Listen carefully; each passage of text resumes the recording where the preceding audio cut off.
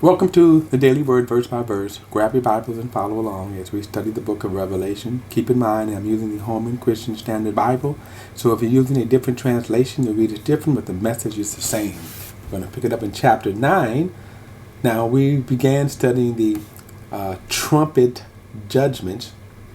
In chapter 8, he covered 4 of them, and those 4 trumpet judgments attacked a third of the ecological systems of the world.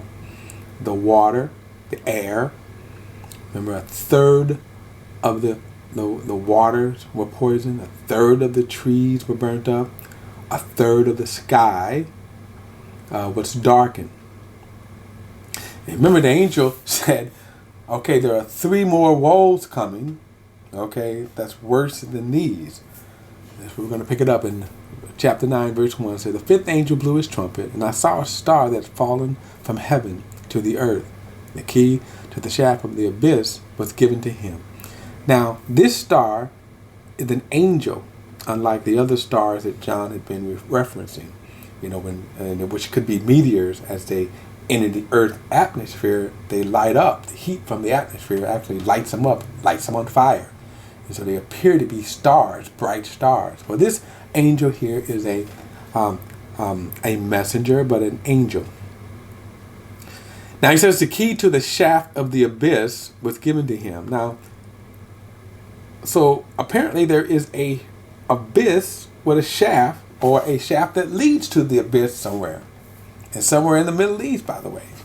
Verse 2, he opened the shaft of the abyss, and smoke came out of the shaft like the smoke of a great furnace, so that the sun and the air were darkened by the smoke from the shaft. And by the way, a volcano could be this shaft. If you think about it, when a volcano erupts, we're getting molten lava from the depths of the earth, and when it hits the atmosphere, what does it do? It produces a thick cloud. And if the eruption is great, it could destroy land for miles around. It could darken it. In fact, it can look like a nuclear war. And if you remember some of the images we have from some of the great fires that happened in Northern California, remember the fires, the smoke was so dense, it looked literally like a nuclear holocaust. And notice what John is describing here as, remember, he's describing things that he might have not had words to have, like we have them today. But again, a volcano could be that shaft, or a shaft. I'm not saying it is. It could be that, because it leads to the depths of the earth. Verse 3, then locusts came out of the smoke on the earth, and power was given to them like the power of scorpions have on the earth. Now, he's using the image of a locust. A locust, of course, is a insect. In great swarms, they will devastate a land. The trees, the grass, green grass, everything.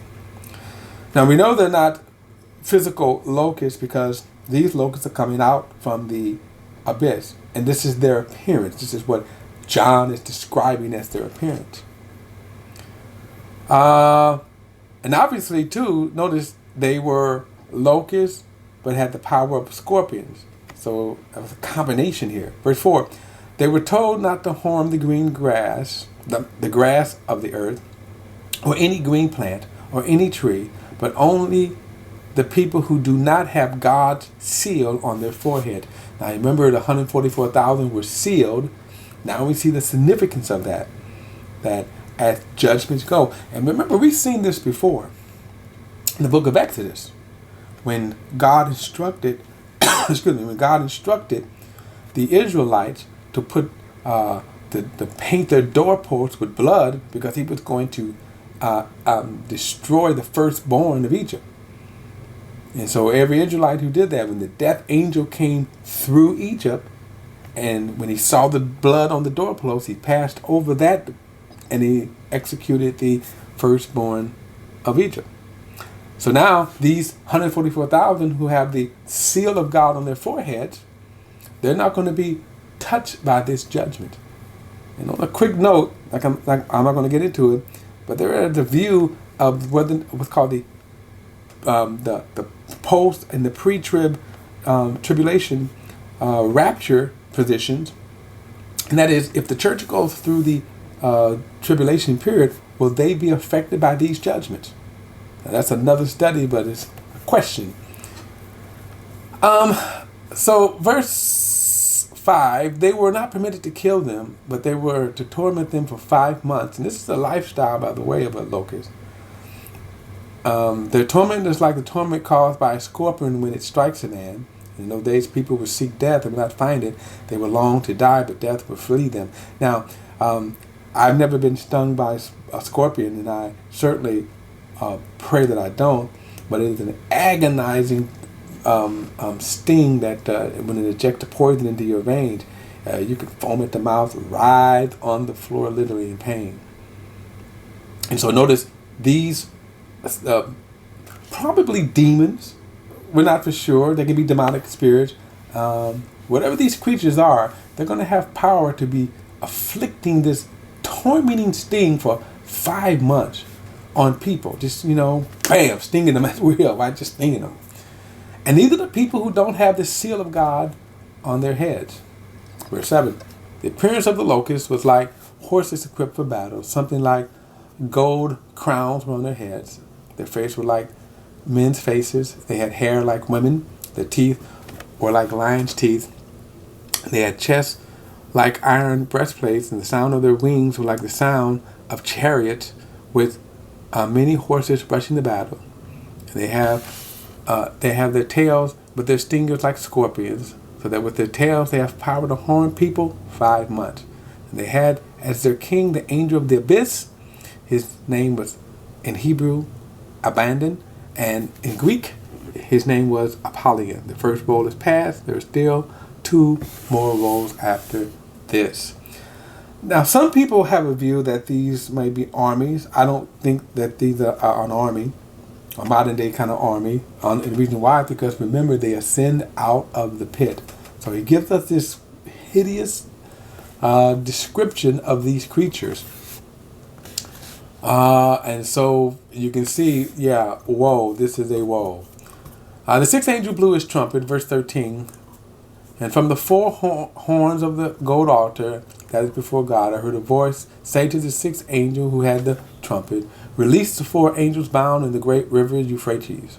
Now, if you go to Israel right now, you could take a tour, you will see this river Euphrates right now.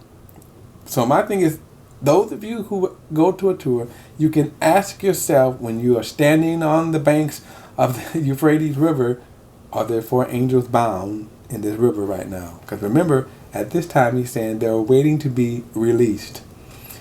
Verse 15, so the 4 angels who were prepared for an hour, a day, a month, a year, were released to kill 1/3 of the human race. The number of the mounted troops was 200 million, and I heard their numbers. And this is how I saw the horses in my vision. The horses had breastplates that were a fiery red, hastened blue, and sulfur red, and their heads of the horses was like lion's head, and from their mouths came fire, smoke, and sulfur.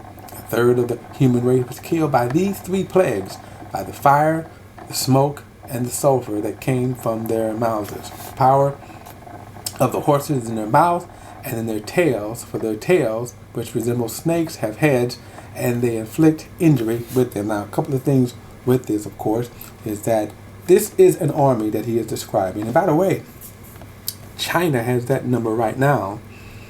And notice he said they're going to kill 1/3 of the human race. Now, with that, we're already down from 5 billion people, now down to about a little over 3.5 billion people. And remember, that's coming from 7 billion. So this army, whatever this army is, by the way, this is not Armageddon. We haven't got to Armageddon yet. This is just wars going on, intense war. And notice the tremendous amount of human loss. Verse 20, the rest of the people who were killed by these plagues did not repent But by the way, I'm sorry, the rest of the people who were not killed by these plagues did not repent of the works of their hand, to stop worshiping demons and idols and gold, silver, bronze, and stone and wood, which are not able to see, hear, or walk. They did not repent of their murders, their sorceries, their sexual immoralities, or their theft. Now, astounding again, notice, I said I don't want us to lose sight of the fact that in spite of all of these judgments, and so far, these are some terrible judgments, right? Unbearable. And yet, they're cursing God. And this is not something that they're not cursing in the wind or cursing in the dark. They hate God. And now you see the hardening effect of sin. And that man is just, the evilness of man that God is judging. Chapter 10 in the next video, so I'll see you then.